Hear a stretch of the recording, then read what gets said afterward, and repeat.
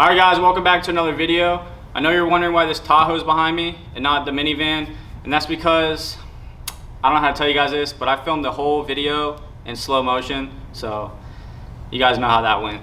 We tried to fix it, it didn't work. It would have been a probably 10-hour disaster detailing video, and I know you guys don't want that. So today we got this disgusting Tahoe in its place, so we're gonna try to get this video done and up as fast as we possibly can.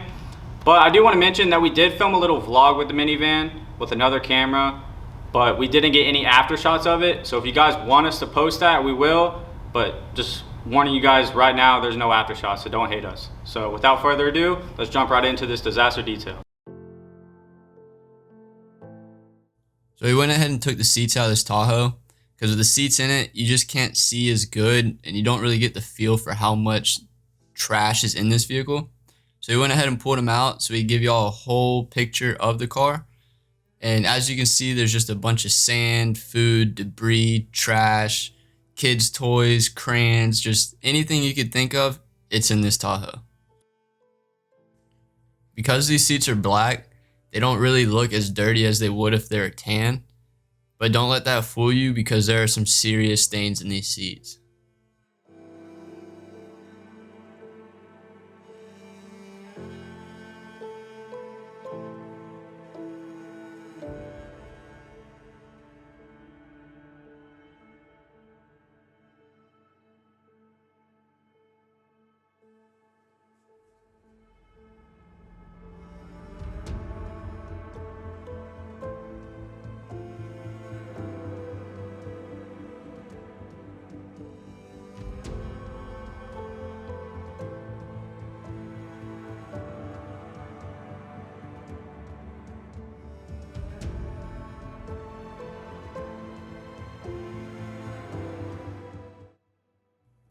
As you can see from the before shots, the outside of this car has been neglected for quite some time as well.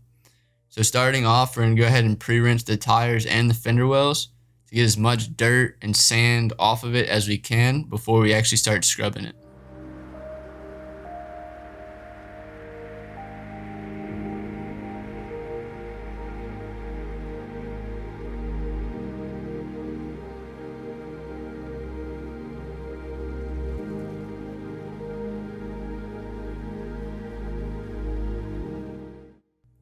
Now that we got the pre-rinse out of the way, we're going to go ahead and spray the tires and the fender wells down with some all-purpose degreaser. Coming back through with a stiff scrub brush to make sure we can get the carpet as clean as possible and the rubber of the wheels as clean as possible.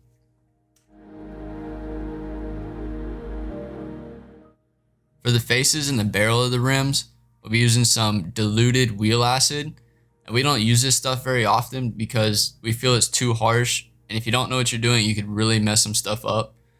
But we're using it in this case because the wheels are so bad and so caked up with brake dust and road grime that it's just going to make the cleaning process a lot cleaner, a lot quicker, and a lot easier.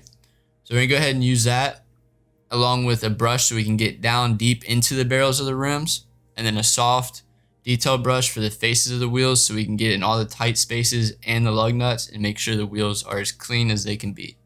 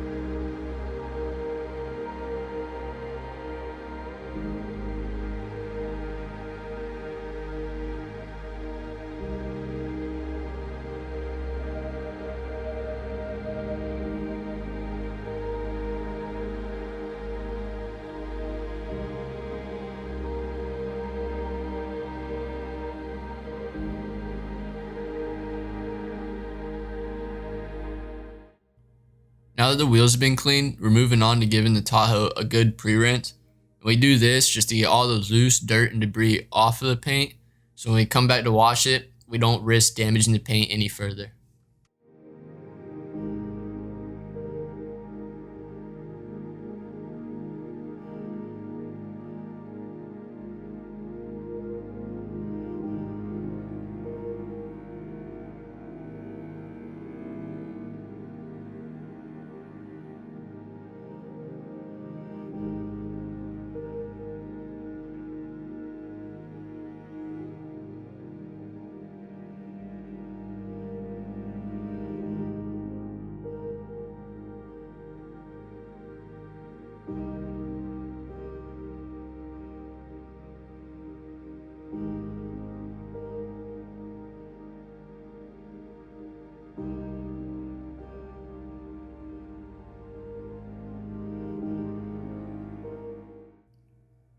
Now that we got the whole vehicle rinsed of any dirt and debris, we can grab our foam cannon, our detail brush, and our wash mitt.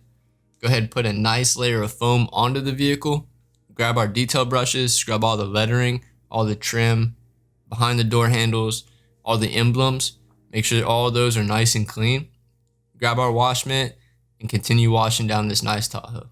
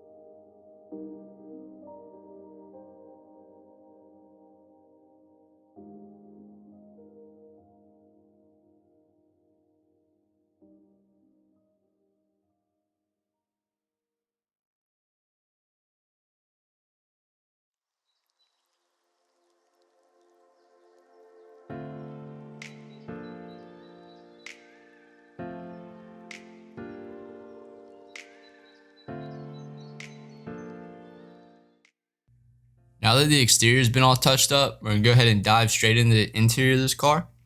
And we're going to start by removing all the trash and anything that's too big to be sucked up by the vacuum.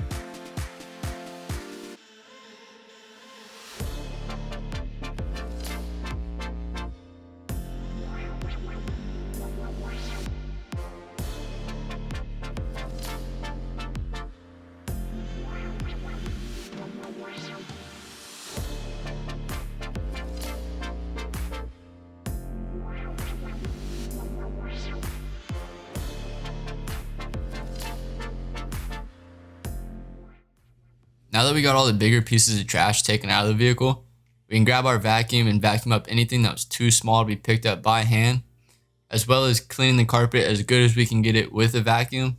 That way when we yank it out later on, we don't have trouble extracting it.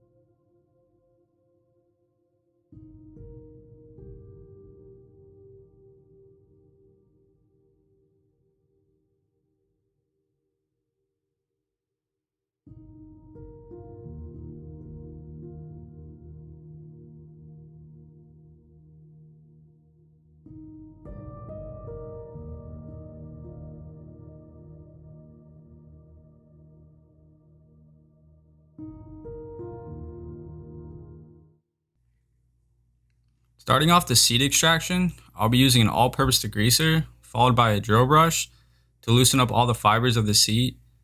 Then I'll be using a hot water extractor to lift up any stains that are deeply embedded into the seat.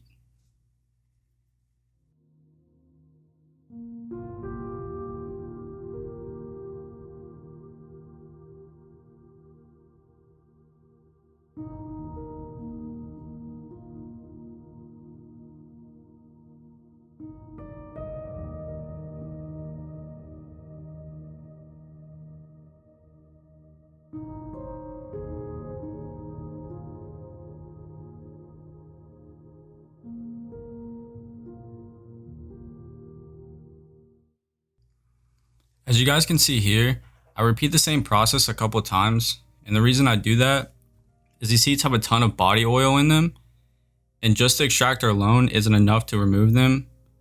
So you always want to make sure when you're doing seats have tons of body oils, you scrub them very thoroughly and hit every inch of the seat, because if not, when the seat dries, you will see tons of stains all over the seat.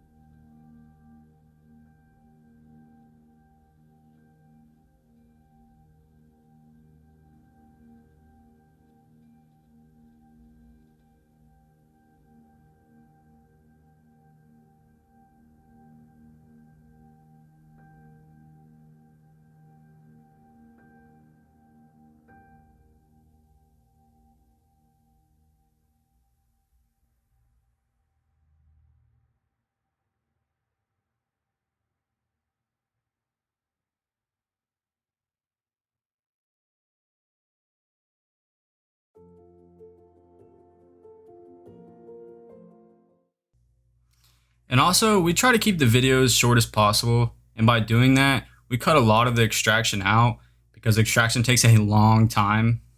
And I normally spend around an hour to 2 hours, sometimes more per seat off camera to get them as clean as possible. So I just want to let you guys know that. You know, if you're at home doing this and you can't get the stains out, trust me, it's not just you. Extracting is actually a lot harder than it looks to get seats perfect when they're in this condition.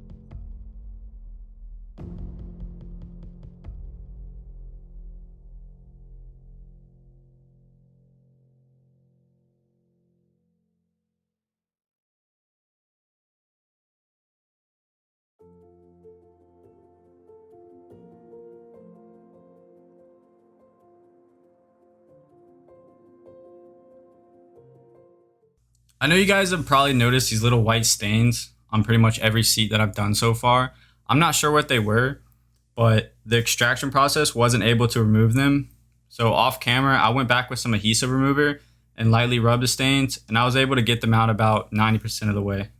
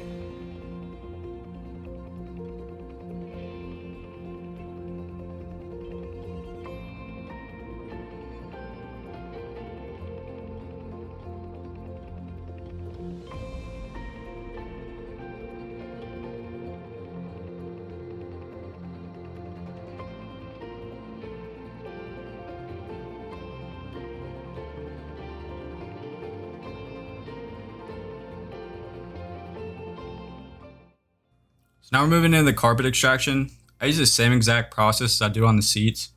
We would have loved to pressure wash them, but every time we'd bring the carpets outside, it would start raining, so therefore we weren't able to pressure wash them. Also, you can get carpet just as clean as you could with a pressure washer. It just takes a lot more time. And also, we do have an extractor that has a 5-gallon tank on it. So if you had an extractor that had, say a 1-gallon tank, it would take you a long time because just with our 5-gallon tank, I think we emptied it at least 5 or 6 times just doing the carpet alone.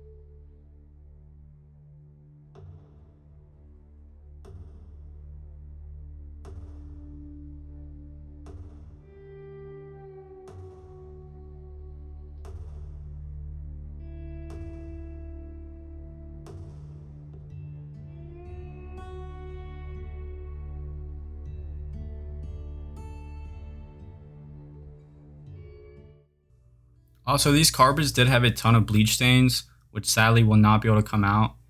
And that really sucks because we try to get these cars as clean as possible. And I think the bleach stain just totally ruined the clean carpet.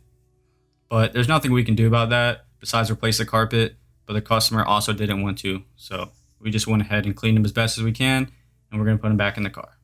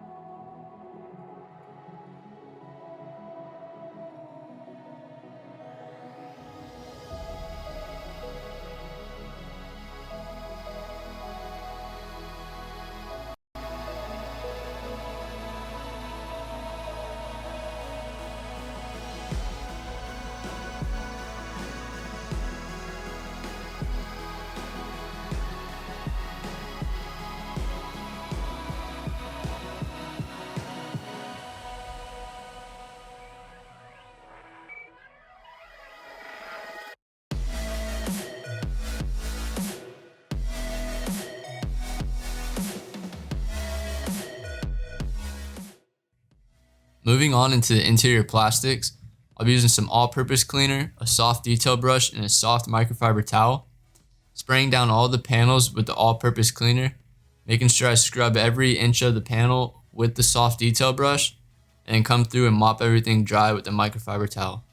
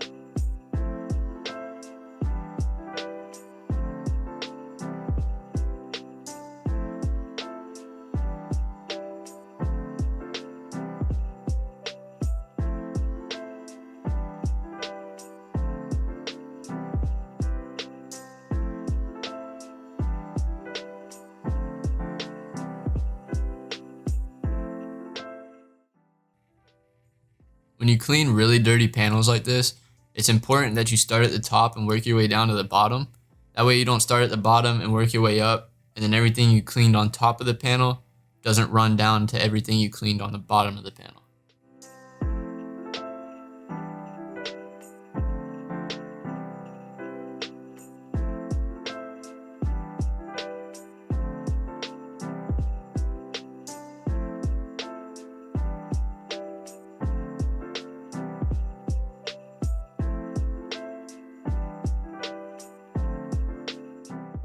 When doing a disaster detail like this, it's always a good idea to pull the carpet, simply because you don't know what's underneath it. And most of the time there's always trash, filth, gunk, spilled drinks, food, whatever underneath the carpet.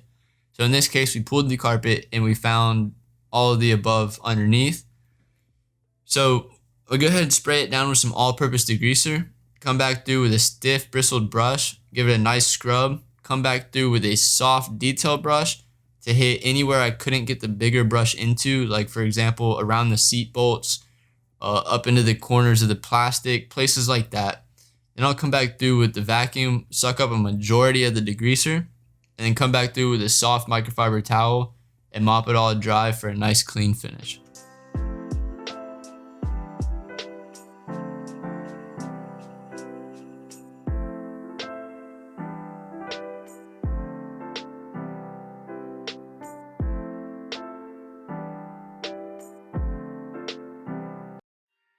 Now that we got the car back together, here's some after shots for y'all to enjoy.